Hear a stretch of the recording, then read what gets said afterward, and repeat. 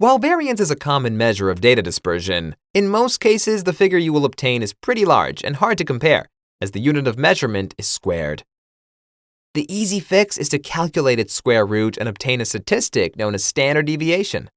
In most analyses you perform, standard deviation will be much more meaningful than variance. As we saw in the previous lecture, there are different measures for the population and sample variance. Consequently, there is also population and sample standard deviation. The formulas are the square root of the population variance and square root of the sample variance, respectively. I believe there is no need for an example of the calculation, right? If you have a calculator in your hands, you'll be able to do the job. All right, the other measure we still have to introduce is the coefficient of variation. It is equal to the standard deviation divided by the mean. Another name for the term is relative standard deviation.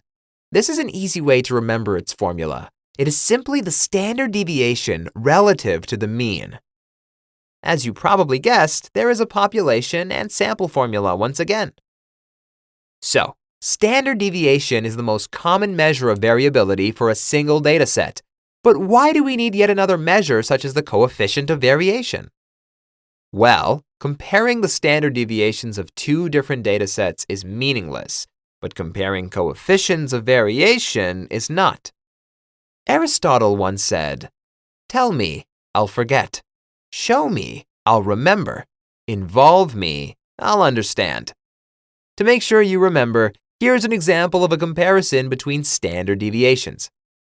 Let's take the prices of pizza at 10 different places in New York. They range from $1 to $11.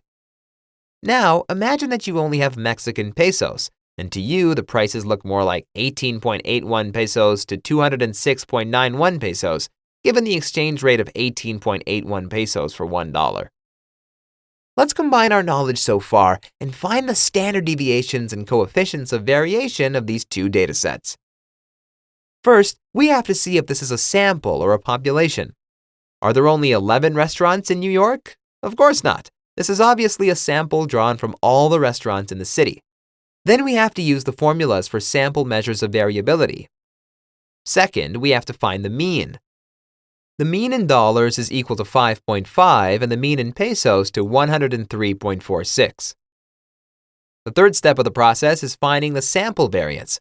Following the formula that we showed earlier, we can obtain $10.72 squared and 3,793.69 pesos squared. The respective sample standard deviations are $3.27 and 61.59 pesos. Let's make a couple of observations. First, variance gives results in squared units, while standard deviation in original units. This is the main reason why professionals prefer to use standard deviation as the main measure of variability. It is directly interpretable. Squared dollars means nothing, even in the field of statistics.